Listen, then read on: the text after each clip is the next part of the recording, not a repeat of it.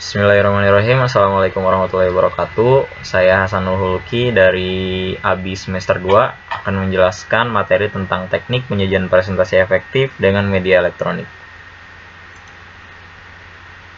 Oke, selanjutnya ini ada beberapa poin penting. Yang pertama ada persiapan materi, yang kedua penempatan teks, pemilihan warna, bentuk dan ukuran huruf, ilustrasi, tampilan slide, suara dan animasi, teknik penyajian materi dan pembahasan.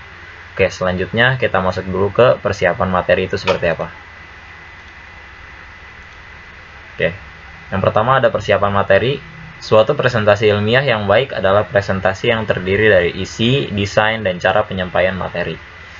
Isi adalah informasi aktual yang disiapkan untuk dipresentasikan, sedangkan desain merupakan susunan materi presentasi yang aktual berupa slide yang berisi teks, gambar, atau grafik dan suara. Oke, kita bisa simpulkan di sini ada 3 poin dalam persiapan materi ini. Yang pertama ada isinya, yang kedua ada desain, dan yang ketiga ada penyampaian materi yang harus diperhatikan ketika mempersiapkan materi. Oke. Selanjutnya ada penempatan teks. Ya, penempatan teks. Komposisi suatu media presentasi hendaknya sederhana, jelas, dan mudah terbaca. Penempatan judul menentukan kemudahan bagi hadirin untuk membaca dan menghasilkan tampilan yang menarik. Dianjurkan untuk penempatan judul teks pada daerah 1/6 dari tepi atas slide, agar masih ada ruang untuk penempatan teks subjudul dan gambar atau grafik. Judul yang ditempatkan pada 1/6 dari tepi bawah slide akan menyebabkan teks menjadi tumpang tindih dan kekurangan tempat untuk menempatkan gambar atau grafik. Baik, penempatan teks juga sangat menentukan keberhasilan presentasi kita, dan yang dianjurkan di sini itu adalah 1/6 dari tepi atas ya, agar masih ada ruang nanti untuk subjudul, gambar, atau grafik yang akan kita pasang nantinya. Oke. Selanjutnya ada pemilihan warna. Seperti apa pemilihan warna ini? Ya, warna dapat meningkatkan daya tarik suatu presentasi ilmiah dan menentukan tampilan slide yang menarik. Namun, bila mana melakukan kesalahan dalam pemilihan warna atau suatu presentasi, maka akan menyebabkan kelelahan mata sehingga hadirin tidak akan memberi perhatian yang terfokus pada materi.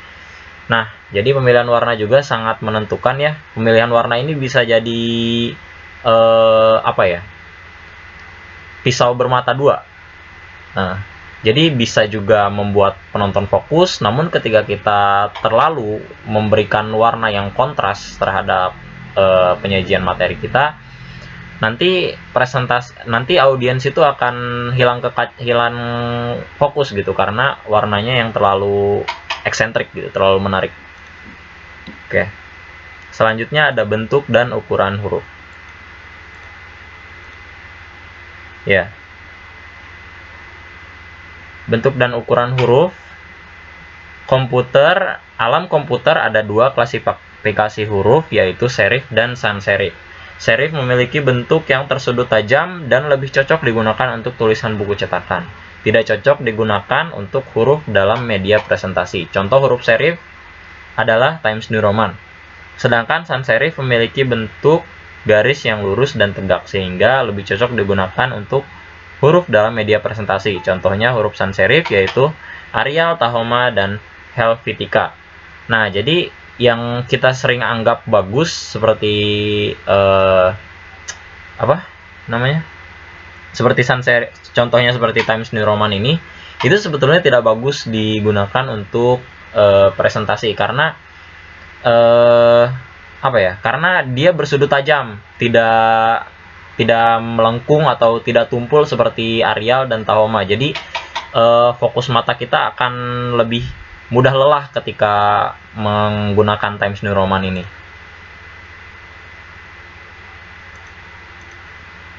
Oke. Selanjutnya ada ilustrasi. Ya. Ilustrasi juga merupakan bagian penting dalam presentasi ilmiah. Foto, tabel, gambar, dan clip art merupakan contoh ilustrasi yang dapat digunakan untuk memperjelas informasi dalam suatu presentasi ilmiah. Dalam presentasi ilmiah dengan menggunakan teknologi digital, Penempatan foto atau gambar di dalam slide merupakan titik lemah. Oleh karena berkaitan dengan kualitas foto atau gambar maupun kualitas peralatan yang digunakan untuk memproyeksikan gambar atau foto. Nah, ilustrasi ini juga terdiri dari foto, tabel, gambar, dan clip art yang bisa kita kreasikan semenarik mungkin agar nanti penonton bisa fokus. Terkadang kan penonton juga ingin lebih bisa lebih jelas menggunakan ilustrasi gitu, seperti menggunakan tabel daripada nanti penonton tuh membaca banyak angka gitu. Itu kan lebih mudah menggunakan tabel atau clip art gitu yang emang sangat menarik, namun informasinya tersampaikan dengan maksimal. Oke. Selanjutnya ada tampilan slide. Ya. Untuk tampilan slide dalam layar, saat mulai mendesain media presentasi, dianjurkan untuk memilih format landscape horizontal daripada format portrait atau vertikal.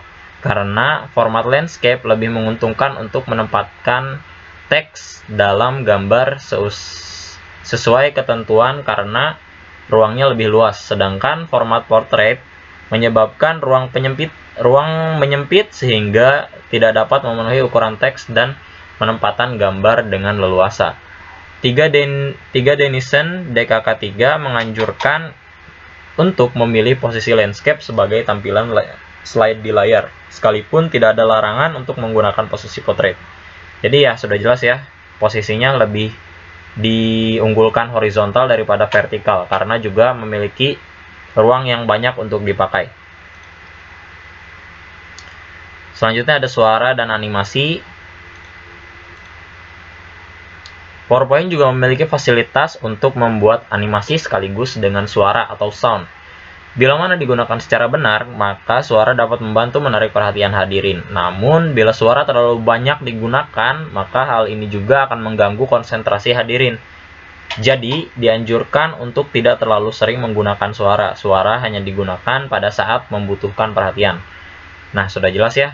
Kita boleh menggunakan suara, namun jangan terlalu sering juga karena bisa mengacaukan konsentrasi hadirin.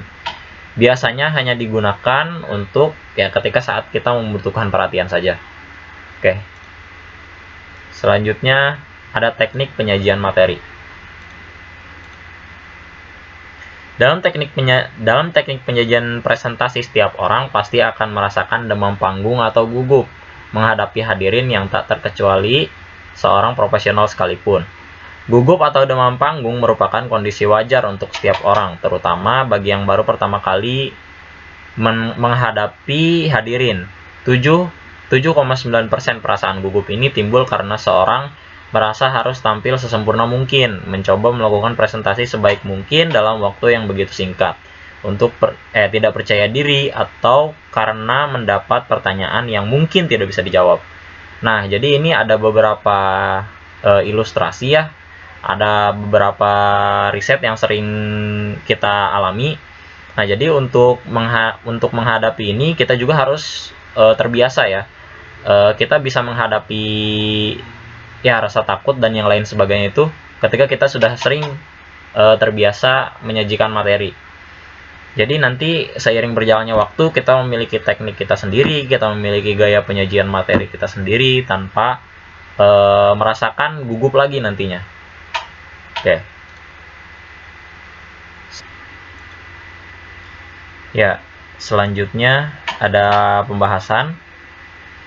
Dalam menyajikan presentasi ilmiah, seorang pembaca perlu memperhatikan banyak faktor agar penyampaian materi tidak sekedar berupa pemindahan informasi belaka, atau hanya terjadi pertukaran ilmu pengetahuan yang aktual, melainkan juga bagaimana bersikap sebagai seorang komunikator yang memiliki sikap yang dapat memikat hati dan perhatian orang yang diajak berkomunikasi. Jadi ketika kita melakukan pembahasan, ada baiknya kita tuh jangan hanya menyampaikan informasi atau hanya bertukar informasi saja, tapi juga kita harus bisa menjadi komunikator yang baik dengan audiens. Jadi tuh nanti audiens tidak hanya mendapat materi kita, tapi juga bisa menikmati materi yang kita sampaikan karena sifat komunikatif kita, sikap kita yang bisa menarik perhatian orang lain. Nah, itu sangat penting sih. Ya. Oke. Mungkin cukup sekian dari saya. Kurang lebihnya mohon maaf. Wassalamualaikum warahmatullahi wabarakatuh. Dah. Oh, gua cok.